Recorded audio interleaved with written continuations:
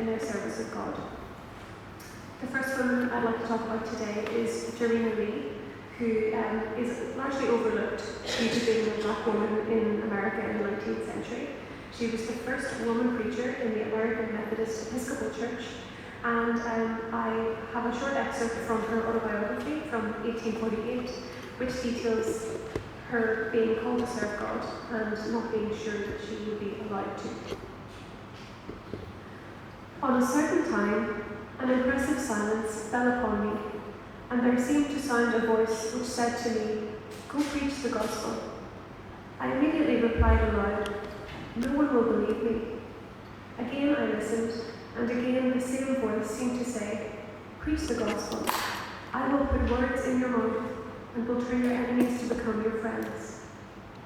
Oh, how careful we ought to be, lest through our bylaws of church government and discipline, we bring into disrepute even the word of life. For as unseemly as it may appear for a woman to preach, it should be remembered that nothing is impossible with God. If the man may preach because the Saviour died for him, why not the woman, seeing as he died for her also? Is he not a whole Saviour instead of a half one? Did not Mary first preach the risen Saviour? Then did not Mary, a woman, preach the gospel?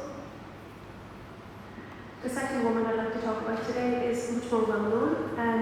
Elizabeth Cady Stanton was an American feminist from the 19th century as well, and together with a committee of 26 other women, she wrote the Women's Bible, which is a look at theology and kind of debunking the church's or organised religion as a whole sort of stance against women in ministry.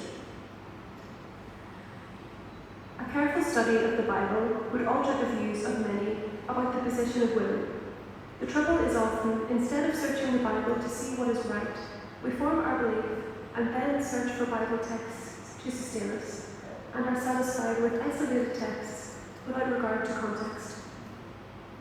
The equality of male and female is perfectly in line with what Luke reports of Jesus' own custom, as we find the statement that many female ministers had accompanied Jesus and the male ministers as they wandered throughout every city and village preaching. Although this is well known, our modern theologians jump to the conclusion that whenever women are mentioned in the ministry, it must only be as ministers of their substance, either as a kind of commissaries or as most as kindergarten officials. Mary Magdalene arrived at the sepulchre before any of the other women and conversed with Jesus. Through the disciples, though the disciples in visiting the tomb saw nothing but cast-off clothes, Mary sees and talks with angels and with Jesus. As usual, the woman is always most ready to believe miracles and fables, however extravagant and though beyond all human comprehension. Several women were at the tomb at sunrise to embalm the body. All the women saw Jesus and the angels, though the men who went to the tomb twice saw nothing.